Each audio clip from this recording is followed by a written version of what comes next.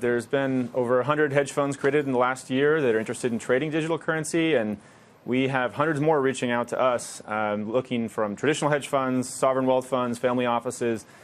Seems like everybody is interested in digital currency these days.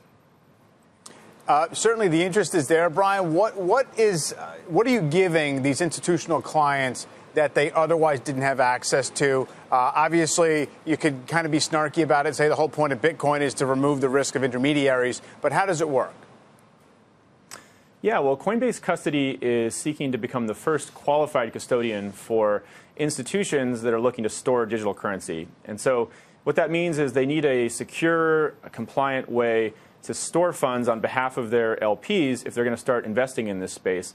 And from what we've seen, there's probably about $10 billion of institutional money sitting on the sidelines waiting to flow into digital currency. And the main thing blocking it is just the existence of a qualified custodian like this. So that's what we're seeking to become with our Coinbase Custody product.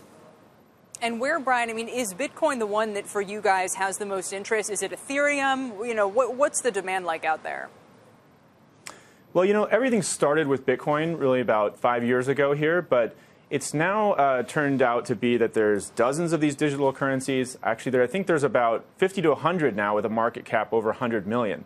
So it's almost becoming like stock market 2.0, if you want to think of it that way. And you know, the ones that are most exciting to us that we have on the platform today are Bitcoin, Ethereum, and Litecoin. But there's many more that are going to be added to the platform in 2018.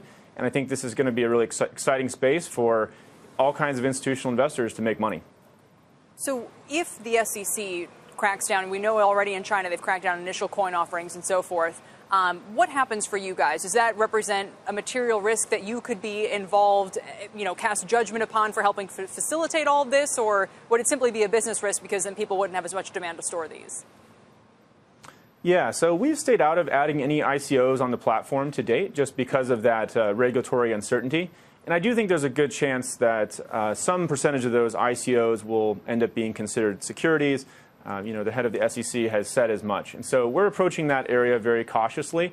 Whenever we decide to add a new asset onto the platform, you know, we really look at a number of factors. And we released our GDAX new asset trading policy just a few weeks ago that gives some more insight into how we do this. But we look at things like what the regulatory risk is. We do some diligence on the team. We do a security audit of the coin, what the customer demand is. And we consider all of those factors before adding it to the platform. So we're really looking to provide a safe place where customers can have assets that they trust and participate in this market.